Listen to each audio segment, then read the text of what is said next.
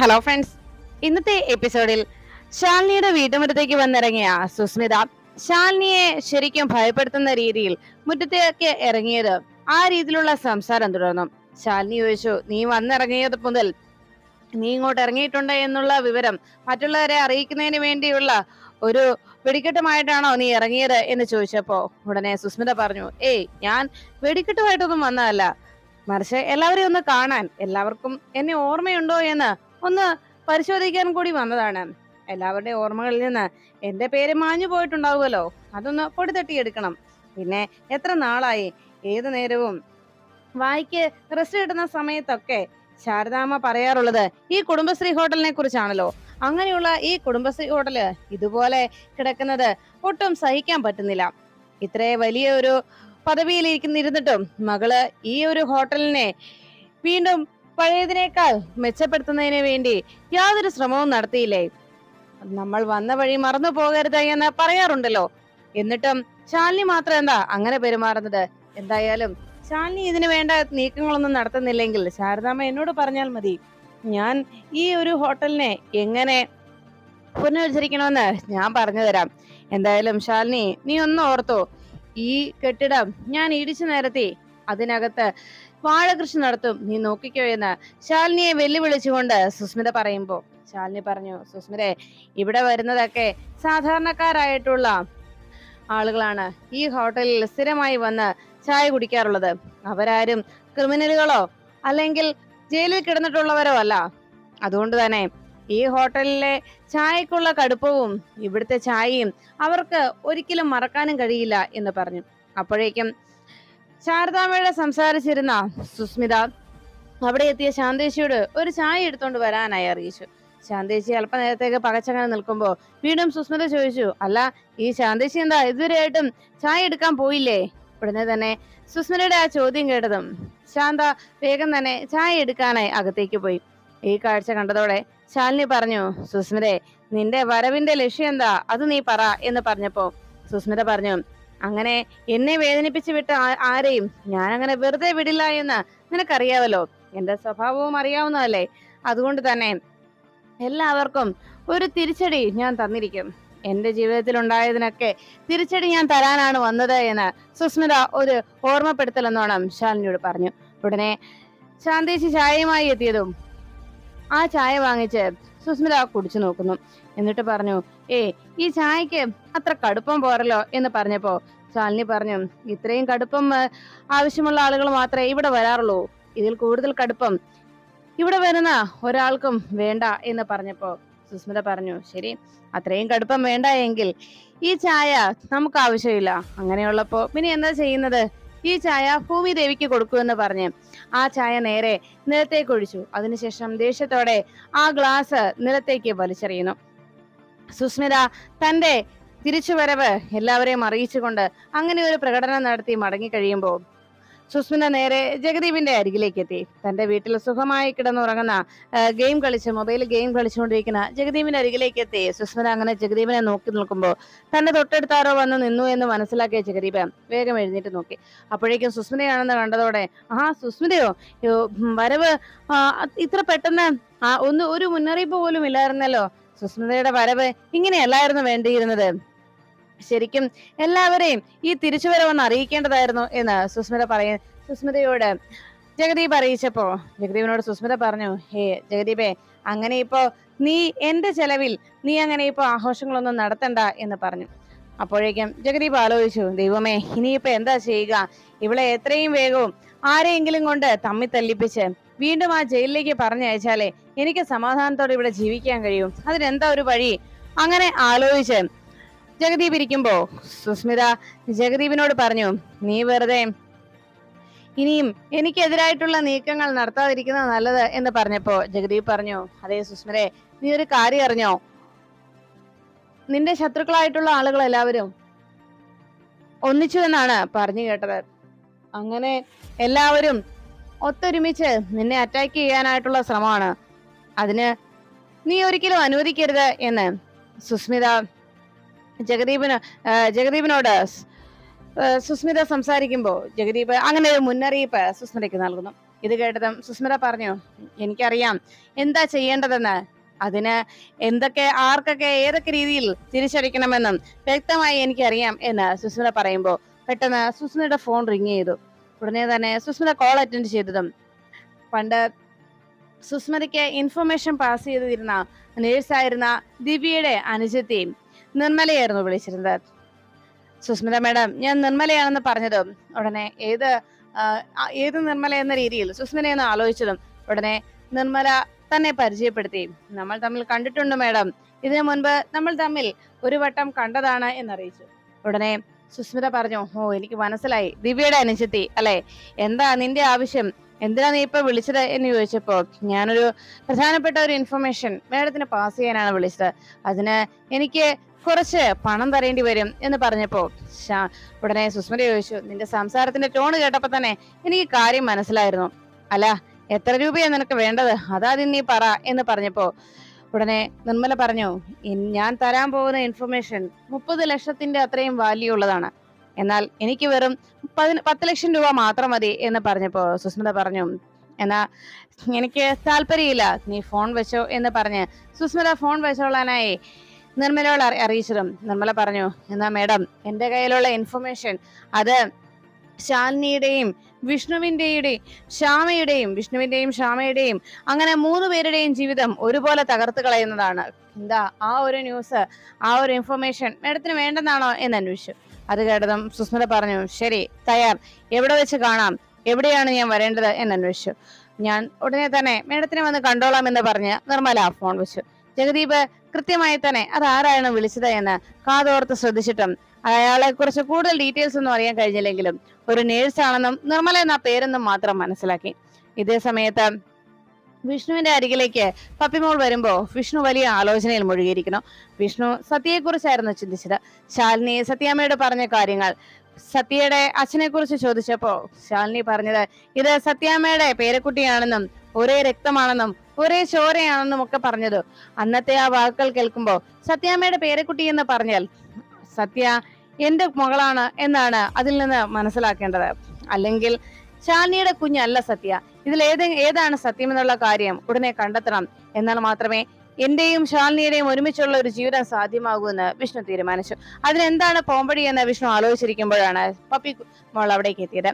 Puppy വന്ന് വിഷ്ണു അച്ഛനോട് ചോദിച്ചു, വിഷ്ണു അച്ഛൻ വലിയ ആലോചനയിലാണല്ലോ, ആരെക്കുറിച്ച് ആലോചിച്ചെന്ന് ഞാൻ പറയട്ടെ എന്ന് ചോദിച്ചപ്പോ വിഷ്ണു ചോദിച്ചു, എന്നാ പറ, ആരെക്കുറിച്ചാ ഞാൻ ആലോചിച്ചത്. അപ്പോഴാണ് പപ്പിമോൾ പറഞ്ഞത്, അത് ചേച്ചിയമ്മയെ കുറിച്ചല്ലേ വിഷ്ണു അച്ഛൻ ആലോചിച്ചത്. അപ്പോഴേക്കും വിഷ്ണു പറഞ്ഞു, ഓ അമ്പടി കള്ളി എന്ന് പറഞ്ഞ് വിഷ്ണു പപ്പിമോളെ കെട്ടിപ്പിടിച്ചൊരു ഉമ്മ കൊടുത്തു. ഇത് കേട്ടതും പപ്പിമോള് പറഞ്ഞു, അല്ല വിഷ്ണു അച്ഛൻ പറഞ്ഞല്ലോ ഞാൻ ശരിയായിട്ടുള്ള കാര്യം പറയുന്നെങ്കിൽ എനിക്ക് സമ്മാനം തരാമെന്ന്. എവിടെ സമ്മാനം എന്ന് ചോദിച്ചപ്പോ വിഷ്ണു പറഞ്ഞു, ആടി ഇത് തന്നെയാ സമ്മാനം, നിനക്ക് ഞാനിപ്പോ ഉമ്മ തന്നില്ലേ, അത് തന്നെയാണ് സമ്മാനം എന്ന് പറഞ്ഞു. അതിരിക്കട്ടെ, സത്യമോളുടെയും പപ്പിമോളുടെയും ബർത്ത്ഡേ ഒരു ദിവസമായിരുന്നില്ലേ എന്ന് ചോദിച്ചപ്പോ അതേ എന്ന് പപ്പി തല ഉൽക്കി. ഉടനെ വിഷ്ണു ചോദിച്ചു, നമ്മള് നാളെ വെച്ചുള്ള ബർത്ത്ഡേ ആണ് ആഘോഷിച്ചത്, ഇനി ഡേറ്റ് ഒരേ ഡേറ്റിലാണോ നിങ്ങൾ ജനിച്ചതെന്ന് കൂടി അറിയണം, അതിനെന്താ ഒരു പോംവഴി എന്ന് വിഷ്ണു പപ്പിയോട് ചോദിച്ചു. അത് കേട്ടതും പപ്പി പറഞ്ഞു, അതിനെന്താ വഴി, നാളെ ചേച്ചിയമ്മോട് തന്നെ ചോദിച്ചാ പോരെ. നാളെ ഞാൻ സ്കൂളിൽ പോകുന്ന സമയത്ത് വിഷ്ണു സ്കൂളിലേക്ക് വന്നോ, പപ്പി ആ സമയത്ത് തന്നെയാണ് സത്യയെ ചേച്ചിയമ്മ കൊണ്ടുവന്ന് വിടാറുള്ളത്, അപ്പൊ ചേച്ചിയമ്മയോട് നേരിട്ട് ചോദിച്ചാൽ മതിയല്ലോ എന്ന് പറഞ്ഞപ്പോ വിഷ്ണു പറഞ്ഞു, ശരി, അങ്ങനെയാണെങ്കിൽ നാളെ ആ സമയത്ത് സ്കൂളിലേക്ക് വരാൻ ഞാൻ ശ്രമിക്കാം കേട്ടോ എന്ന് പറഞ്ഞ്, എന്നാ ശരി വിഷ്ണു വെച്ച എന്ന് പറയുമ്പോ ശ്യാമ അവിടെ നിന്ന് മോളെ പപ്പി എന്ന് വിളിച്ചു. ദേ ഹോംവർക്ക് ചെയ്യാനാ എന്നെ വിളിക്കുന്നത്, ഓ ഇനി അത് ചെയ്യിക്കാതെ അമ്മ സമാധാനം തരില്ല, എന്നാ ഞാൻ പോട്ടെ വിഷ്ണു വെച്ച എന്ന് പറഞ്ഞ് പപ്പി വേഗം ഓടിപ്പോയി. ഉടനെ വിഷ്ണു ആലോചിച്ചു, അപ്പോ നാളെ സ്കൂളിലേക്ക് പോകാം. അല്ല ഇക്കാര്യം അറിയാനായിട്ട് സ്കൂളിൽ പോകണമെന്നില്ലല്ലോ, അത് സത്യമോളോട് തന്നെ ചോദിച്ചാ പോരെ ഡേറ്റ് ഏതാണെന്ന്. സ്വന്തം ബർത്ത് ഡേറ്റ് ആർക്കും അറിയാതിരിക്കില്ലല്ലോ, അതുകൊണ്ട് ബർത്ത് ഡേറ്റ് ഇപ്പൊ തന്നെ സത്യമോളെ വിളിച്ച് ചോദിക്കാം, ഫോണിൽ വിളിച്ചാൽ മതിയല്ലോ എന്നാലോചിച്ചു. ഉടനെ സത്യയുടെ ഫോണിലേക്ക് വിളിച്ചു നോക്കി. അപ്പോഴേക്കും ഫോൺ സ്വിച്ച് ഓഫ് എന്ന് കേട്ടതോടെ വിഷ്ണുവിനാകെ ടെൻഷനായി. ആ ഫോൺ സ്വിച്ച് ഓഫ് ആണല്ലോ, ഇനിയിപ്പൊ എന്താ ചെയ്യുക? ലാൻഡ് ഫോണിലേക്ക് വിളിക്കാം. ശാലിനിയുടെ ഫോണിലേക്ക് വിളിച്ച് സത്യമോളോട് ചോദിക്കുക എന്ന് പറഞ്ഞാൽ അതൊരു ശരിയായ കാര്യമല്ല. ചിലപ്പോ ശാലിനി സമ്മതിച്ചില്ലെങ്കിലോ പറയാൻ അനുവദിച്ചില്ലെങ്കിലോ, അങ്ങനെയാണെങ്കിൽ തൽക്കാലം ലാൻഡ് ഫോണിലേക്ക് വിളിക്കാം. അതാകുമ്പോഴത്തേക്ക് നമ്പർ അറിയത്തില്ലല്ലോ, അപ്പോ തീർച്ചയായും സത്യമോള് വന്ന് എടുക്കുകയും ചെയ്തോളും. അതാ നല്ലത്. നല്ല ഐഡിയ അതാണ് എന്ന് വിഷ്ണു ആലോചിച്ച് വേഗം കുടുംബശ്രീ ഹോട്ടലിലെ ശാലിനിയുടെ വീട്ടിലേക്കുള്ള ലാൻഡ് ഫോണിലേക്ക് വിളിച്ചു. കോൾ അറ്റൻഡ് ചെയ്യുമ്പോൾ കൃത്യമായി തന്നെ കോള് ശാലിനി വന്ന് അറ്റൻഡ് ചെയ്യുന്നു. വിഷ്ണു ശാലിനിയുടെ ശബ്ദം കേട്ടതും വേഗം കട്ടാക്കി. വെറുതെ ശബ്ദം മാറ്റി സംസാരിച്ച് വെറുതെ പിടിക്കപ്പെടണ്ട, എന്തായാലും സത്യമോൾ എടുക്കുമായിരിക്കും, ഒന്നുകൂടി വിളിച്ചു നോക്കാമെന്ന് ആലോചിച്ച് വീണ്ടും വിഷ്ണു വിളിക്കുന്നു. 2-3 തവണ വിഷ്ണു വിളിച്ചതും ശാലിനി തന്നെ കോൾ എടുത്തതോടെ വിഷ്ണുവിനാകെ ടെൻഷനായി. വിഷ്ണു ഒന്നും മിണ്ടാതെ കോള് കട്ടാക്കുകയും ചെയ്തു. അപ്പോഴേക്കും ശാലിനിക്കാകെ സംശയമായി, ഇതാരാ ഈ സമയത്ത് ഇങ്ങനെ വിളിച്ച് ശല്യപ്പെടുത്തുന്നത്? എന്തായാലും ഫോൺ നമ്പർ ഏതാന്ന് ട്രേസ് ചെയ്തെടുക്കാനും കഴിയുന്നില്ല. ഒരു കാര്യം ചെയ്യാം, നമ്പര് ഇവിടെ ആരാ വിളിക്കുന്നതെന്ന് അറിയാനായിട്ട് ഉടനെ തന്നെ ടെലിഫോൺ എക്സ്ചേഞ്ചിൽ വിളിച്ച് കാര്യം പറയാം, അതാ നല്ലത്. അങ്ങനെ പറഞ്ഞുകൊണ്ട് വിഷ്ണുവിന്റെ കോള് കൃത്യമായി തന്നെ ടെലിഫോൺ ഡിപ്പാർട്ട്മെന്റിൽ വിളിച്ച് ശാലിനി അവിടുത്തെ രോഹിത് എന്ന് പറയുന്ന അവിടുത്തെ സ്റ്റാഫിനോട് പറഞ്ഞു, അതെ ഈ നമ്പറിൽ വിളിക്കുന്ന ആൾ ആരാണെന്ന് ഉടനെ കണ്ടെത്തണമെന്ന് പറഞ്ഞു. അങ്ങനെ ഈ വീട്ടിലേക്ക് വരുന്ന ഈ നമ്പറിലേക്ക് കുറെ തവണയായി വിളിക്കുന്ന ആ നമ്പറിന് ഉടമയെ കണ്ടെത്താൻ പറയുകയും ഉടൻ തന്നെ ആ വിവരം പോലീസ് സ്റ്റേഷനിലേക്ക് പാസ് ചെയ്യുകയും അവിടെ കിട്ടിയ നമ്പറിന്റെ അടിസ്ഥാനത്തിൽ ആളെ പിടികൂടണമെന്ന് അറിയിച്ചു. അങ്ങനെ തന്നെ ശാലിനി പിറ്റേ ദിവസം ഓഫീസിലേക്ക് പോകാനായി റെഡിയാകുന്ന സമയത്ത് കുടുംബശ്രീ ഹോട്ടലിന്റെ മുറ്റത്തേക്ക് ഒരു പോലീസ് ജീപ്പ് വന്നു.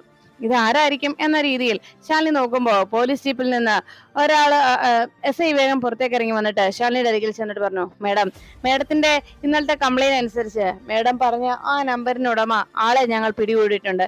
ഇന്നലെ രാത്രിയിൽ മേഡത്തിന്റെ വീട്ടിലേക്ക് വിളിച്ച് ബുദ്ധിമുട്ടിച്ച ആ വായി നോക്കിയേ ആ ശല്യക്കാരനെ ഞങ്ങൾ പിടികൂടിയിട്ടുണ്ട് എന്ന് പറഞ്ഞു.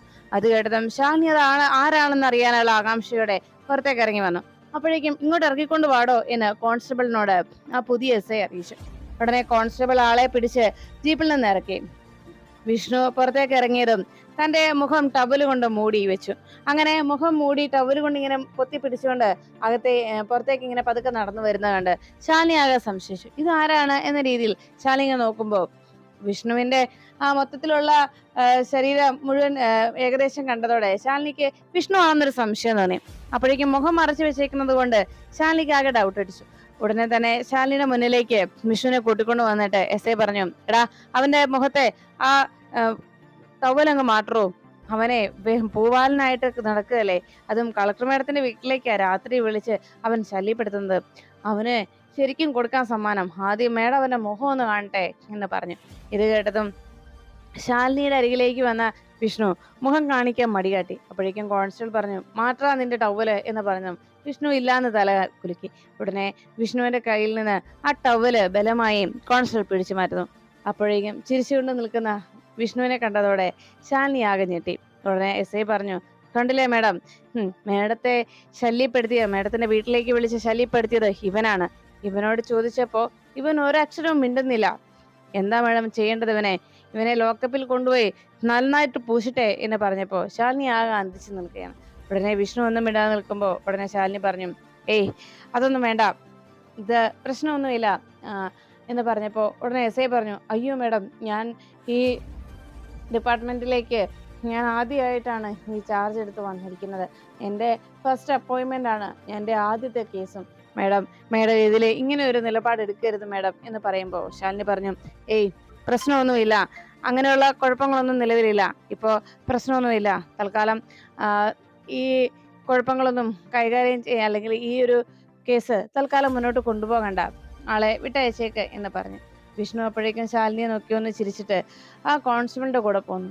അപ്പോഴേക്കും SI പറഞ്ഞു, ഈ മേഡം എന്താ ഇങ്ങനെ കഷ്ടപ്പെട്ട് രാവിലെ അവനെ പോയി പൊക്കിക്കൊണ്ട് വന്നിട്ടും ഒന്നും അവനെ ചെയ്യാതെ ഒന്നും ചെയ്യണ്ട എന്ന് പറഞ്ഞ് മേഡം പറഞ്ഞയച്ചത് ഭയങ്കര കഷ്ടമായിപ്പോയി എന്ന് പറഞ്ഞ് ആ വിഷ്ണു ആരാണെന്നറിയാതെ ആ കോൺസ്റ്റബിളിനോട് പരാതി പറഞ്ഞുകൊണ്ട് SI പോകുന്നു. വിഷ്ണു ചിരിച്ചുകൊണ്ട് വേഗം അവിടെ നിന്ന് പോകുമ്പോൾ ശാലിനിക്കാകെ സംശയമായി. അല്ല, വിഷ്ണുവേട്ടൻ എന്തിനായിരിക്കും വീട്ടിലേക്ക് വിളിച്ചത്? എന്തായിരിക്കും കാര്യം? ലാൻഡ് ഫോണിൽ വിളിച്ചത് എന്തിനായിരിക്കും? അങ്ങനെയൊക്കെ ആലോചിച്ചുകൊണ്ട് വിഷ്ണുവിന്റെ ഈ ഒരു ട്രിക്ക് കൂടി അല്ലെങ്കിൽ വിഷ്ണുവിന്റെ ഇങ്ങനത്തെ ഒരു കളി കൂടി കണ്ടതോടെ ശാലിനി ആകെ സംശയത്തോടെ നിന്നു. വിഷ്ണുവേട്ടൻ എന്തോ മനസ്സിൽ ഉദ്ദേശിച്ചിട്ടാണല്ലോ ലാൻഡ് ഫോണിലേക്ക് വിളിച്ചത്, അതിന്റെ കാരണം എന്തായിരിക്കും എന്നിങ്ങനെ തലപുകഞ്ഞ് ആലോചിച്ച് നിൽക്കുമ്പോൾ സുസ്മിതയെ കാണാനായി നിർമ്മല എന്ന ആ സിസ്റ്റർ എത്തുന്നു. ദിവ്യയുടെ അനുജത്തെയും സുസ്മിതയുടെ അരികിലേക്ക് എത്തിയതും മറ്റൊരു വലിയൊരു എവിഡൻസുമായിട്ടായിരുന്നു. സുസ്മിത അരികിലേക്ക് എത്തി നിർമ്മലയോട് ചോദിച്ചു, എന്താ എന്താ നിർമ്മല, നിന്റെ കയ്യിൽ എന്തോ വലിയ തെളിവെന്തോ ഉണ്ടെന്ന് പറഞ്ഞത്? എന്ത് ഇൻഫർമേഷനാ നീ എനിക്ക് നൽകാമെന്ന് പറഞ്ഞത്? അത് കേട്ടതും സുസ്മിതയോട് നിർമ്മല പറഞ്ഞു, മേഡം, അന്ന് എന്റെ ചേച്ചിക്ക് കണ്ടെത്താൻ കഴിഞ്ഞില്ല. എന്നാൽ ഞാൻ ആ തെളിവ് കണ്ടെത്തിയിരിക്കുന്നു. ഇപ്പോ ശാലിനിയുടെയും ശ്യാമയുടെയും കുട്ടികൾ ജനിച്ചിരിക്കുന്നത് ഏത് ഹോസ്പിറ്റലിൽ വെച്ചാണെന്നുള്ളതിന്റെ ഡീറ്റെയിൽസ് എനിക്ക് കണ്ടെത്താൻ കഴിഞ്ഞു. അതേത് ദിവസമാണെന്നും എപ്പോഴാണെന്നും ഒക്കെ ഞാൻ കണ്ടെത്തിയിട്ടുണ്ട്. ആ ഇൻഫർമേഷൻ ഞാൻ മേഡത്തിന് പറഞ്ഞു തരാൻ എന്ന് വിചാരിച്ചാ വന്നത്. അതിനേക്കാൾ വലിയൊരു സത്യം കൂടി അതിന് പിന്നിലുണ്ട്. ശാലിനിക്ക് അന്ന് ജനിച്ചത് ഇരട്ട കുട്ടികളായിരുന്നു എന്നുള്ള ഒരു സത്യം കൂടി ഞാൻ അറിഞ്ഞു മേഡം എന്നറിയിച്ചു. അത് കേട്ടതോടെ സുസ്മിത വല്ലാതെ ഞെട്ടി. അന്ന് ശ്യാമയ്ക്ക് കുട്ടികൾ ഉണ്ടായില്ല എന്നും ശ്യാമയുടെ കുഞ്ഞല്ല ആ പപ്പിമോൾ എന്ന് പറയുന്ന കുട്ടിയെന്നും പത്മിനി എന്ന് പറയുന്ന കുട്ടിയെന്നും ഉടൻ തന്നെ അതിനുള്ള തെളിവും എന്റെ പക്കലുണ്ട് എന്ന് നിർമ്മല അറിയിച്ചു. എല്ലാം കേട്ടതോടെ സുസ്മിതയ്ക്ക് വലിയ ലോട്ടറി അടിച്ച സന്തോഷം തോന്നി. എന്തായാലും ശാലിനിയുടെ കുടുംബത്തെ ഒന്നാകെ തകർത്ത് കളയാൻ പറ്റിയ ഒരു ആറ്റം ബോംബാണ് തന്നെ കയ്യിൽ ഇരിക്കുന്നതെന്ന സന്തോഷം ആ നിമിഷം സുസ്മിതയുടെ മുഖത്ത് വിരിഞ്ഞു. സുസ്മിത പറഞ്ഞു, നിർമ്മല, നീ ആ എവിഡൻസ് എനിക്കിതാ, ആ തെളിവുകൾ എനിക്കിതാ. എത്രയും പെട്ടെന്ന് തന്നെ എനിക്ക് അത് വെച്ചൊരു കളിയുണ്ട്. എന്തായാലും നീ പറഞ്ഞ തുകയല്ല, അതിൽ കൂടുതലാണ് നിനക്ക് ഞാൻ തരാൻ പോകുന്ന ഇതിനുള്ള പ്രതിഫലം എന്ന് സുസ്മിത നിർമ്മലയോട് പറഞ്ഞുകൊണ്ട് പുഞ്ചിരിയോടെ നിൽക്കുന്നു. നിർമ്മല പറഞ്ഞു, മേഡം, ഞാൻ നാളെ മേഡത്തിന്റെ വീട്ടിലേക്ക് വരാം. അപ്പോ നമുക്ക് നേരിട്ട് സംസാരിക്കാം. അതാ നല്ലത് മേഡം. അപ്പൊ ഞാൻ എന്റെ കയ്യിലുള്ള എവിഡൻസുമായിട്ട് എത്താമെന്ന് നിർമ്മല അറിയിച്ചു. ശരി, അങ്ങനെ തന്നെ ആയിക്കോട്ടെ. ഞാൻ നിനക്കുള്ള പണവും അറേഞ്ച് ചെയ്ത് വെച്ചിരിക്കും എന്ന് സുസ്മിത വാക്കുകൊടുത്ത് അവിടെ നിന്ന് മടങ്ങുന്നു.